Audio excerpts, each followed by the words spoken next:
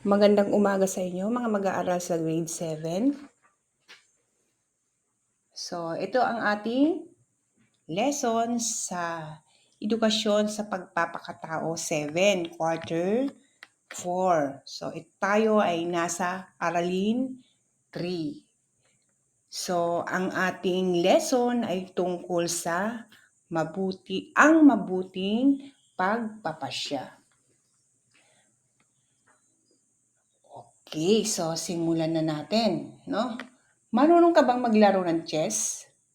O di kaya naman ay nakakapanood ka ba ng mga naglalaro nito? Kung susuriing mabuti ang paglalaro ng chess, mapapansin na ang mga sinumang naglalaro nito ay sumasailalim sa malalim na pag-iisip. So, ibig sabihin, hindi ito basta-basta tumitira ng mga pyesa na hindi pinag-iisipang mabuti, no? Okay, sa buong panahon ng paglalaro ng chess ay kinakailangan nilang mamili ng tamang pyesa, sabi ko nga kanina, na ititira at magpapasya ng gagawing tira. So, ang ginagawa ng mga manlalaro, pinag-aaralan munang mabuti. Di ba minsan naiinip kayo sa panonood dahil medyo matagal-tagal? Yun. So, ang ginagawa nila, pinapag-aralan munang mabuti ang bawat galaw upang makagawa ng gagawing tira, no? Yan. Pinag-aaralan munang mabuti. Yan. Upang maging batayan ng gagawing tira.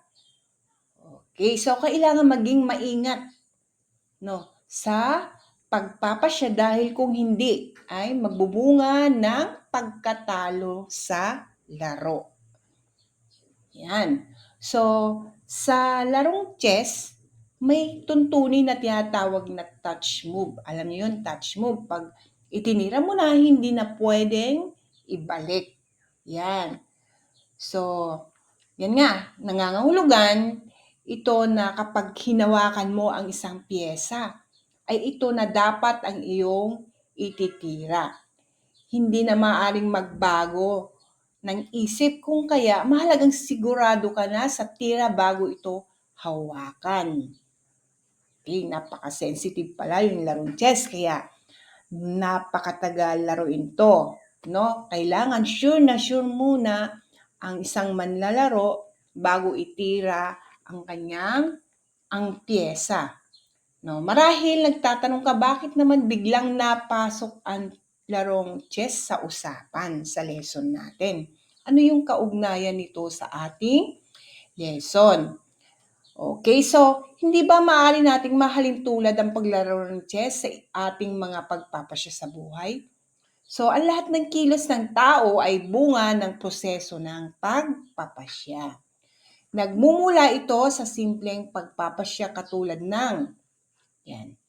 Kung anong damit ang isusuot mo, kung kakain ka ba ng hapunan, o kung hanggang sa mga medyo komplikadong pagdidesisyon katulad ng kung papasok ka ba o hindi sa paaralan, sasama ba sa kaibigan sa isang party nang walang paalam sa magulang, o kaya naman pakokopyahin mo yung kaklase mo kasi kaibigan mo siya. Yan. O alinman sa mga ito ay nangangailangan ng kasanayan o take note, no, kasanayan upang makagawa ng matalinong pasya lalo na sa mga sitwasyong moral. Ibig sabihin, lalo na sa mga sitwasyong moral, ibig sabihin, natutungkol ito sa mga mabubuting gawain. Okay, so nitong mga nakaraang lesson natin, no, lalo na dito sa lesson 2, may mga ipinagawa ako sa inyong mga activity tungkol sa paggawa ng personal na payag na misyon sa buhay. Sino sa inyo ang nakagawa nito? Yan. So, upang maintindihan natin kung mabuti malaman natin kung mabuti ang pagpapasyang gagawin sa personal na pahayag na misyon sa buhay. Ayun. So, maaari nating gawing gabay ang tinatawag na SMART.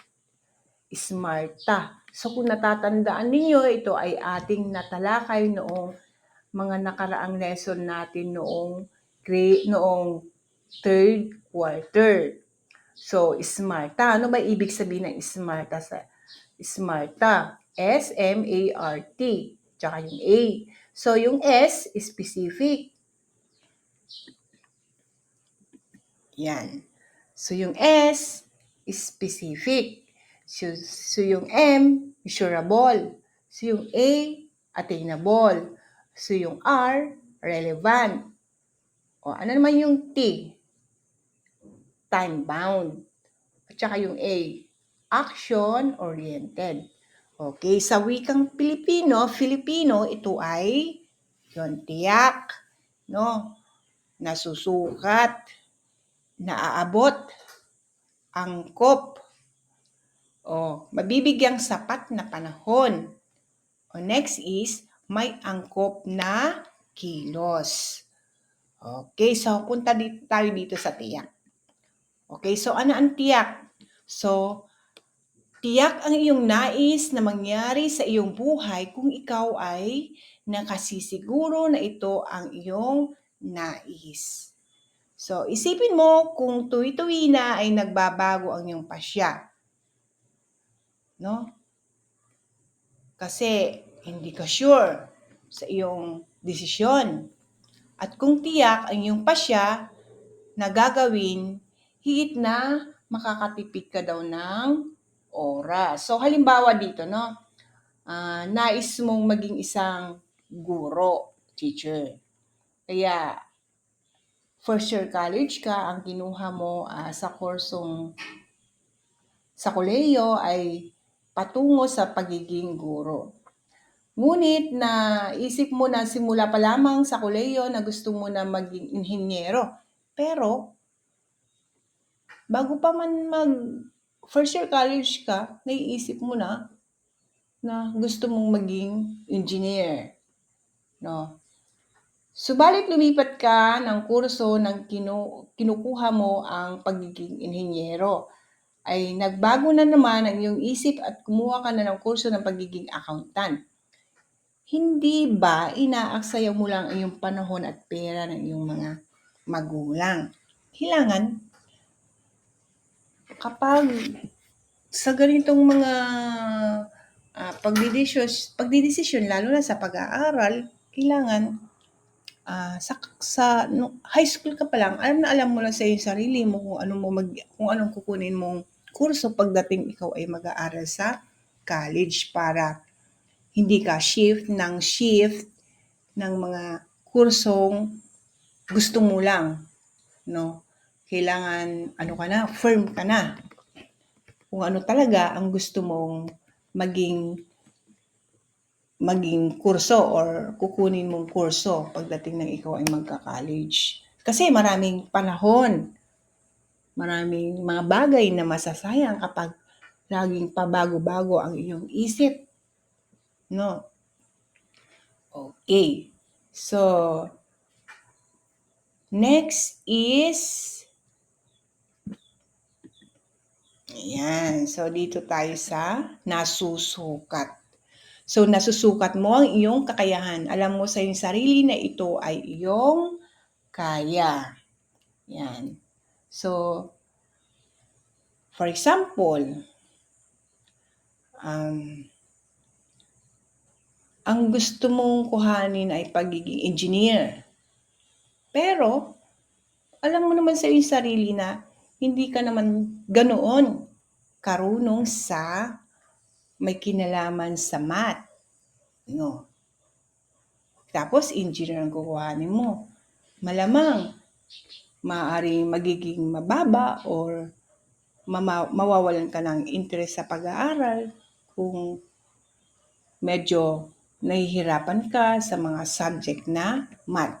Kailangan alam mo, nasusukat mo, kilala mo ang iyong sarili, yung iyong kakayahan para may angkop mo ang kursong kukunin mo pagdating ng ikaw ay mag-college. Kung ikaw pala ay magaling sa debate o alam mo sa iyong sarili mo na napakagaling mo sa in terms of debating, no?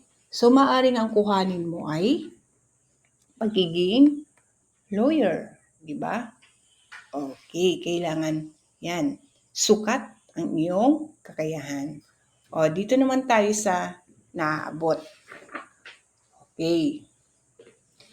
Kailangan daw ang iyong pasya ay makatotohanan, maabot at mapaghamon. Okay. Halimbawa, gusto ngang maging guro. Yan. So, kailangan ito ay makatotohanan para sa'yo. Yun. Kasi alam na alam mo sa iyong sarili na maipapasa mo lahat yung mga subject na yung maipapasa mo lahat yung mga subject tungkol sa pagiging isang teacher. So,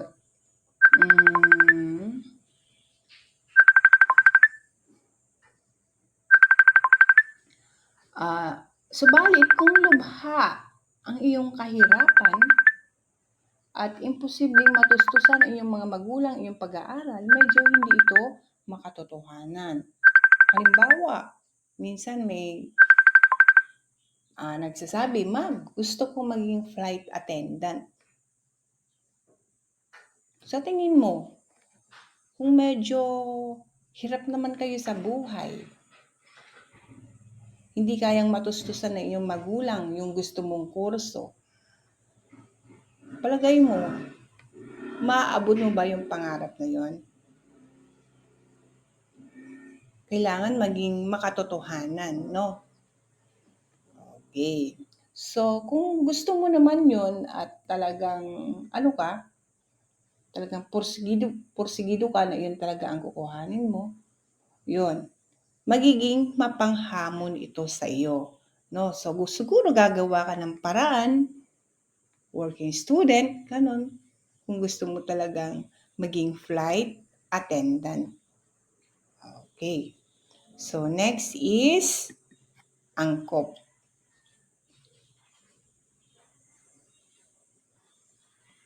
Okay. Angkop. Angkop ba ang iyong pasyan maging isang guro? Kung ang iyong layunin ay matugunan ang pangangailangan ng iyong pamilya, angkop ito. Ngunit angkop pa rin ba ito kung ikaw ay panganay at ang iyong mga magulang at kapatid ay umaasang giginhawa ang inyong buhay kung makakatapos ka ng pag-aaral? Yan. So, yun yung mga tanong. So, marahil ay kailangan mong timbangin. Yun, kailangan, sa iyong sarili, mayroon kang pagpapaninimbang, ibabalance mo ang bawat sitwasyon. Yan. So, upang makita mo ang higit na mabuti para sa iyo. Yan. So, marahil kailangan mong suriin ang iyong prioridad. Ang unang mahalaga para sa iyo, sumunod ay ang pangalawang mahalaga para sa iyo. Okay, uunahin mo daw kung ano yung mas priority mo sa buhay. Okay. Next is mabibigyan ng sapat na panahon. Okay, so isipin mo kung gaano katagal mo kayang matupad ang iyong pasya. O, bigyang pansin ang haba ng panahong gugugulin mo bago matupad ang iyong pasya at pakay mo rito. Yan. So, kailangan alam nyo muna sa iyong sarili na, eto, doktor ang gusto ko. Kailangan magtanong-tanong ka kung ilang years ba bago ka makagraduate sa pagiging isang doktor. Di ba it almost 8 to 9 years bago ka maging doktor.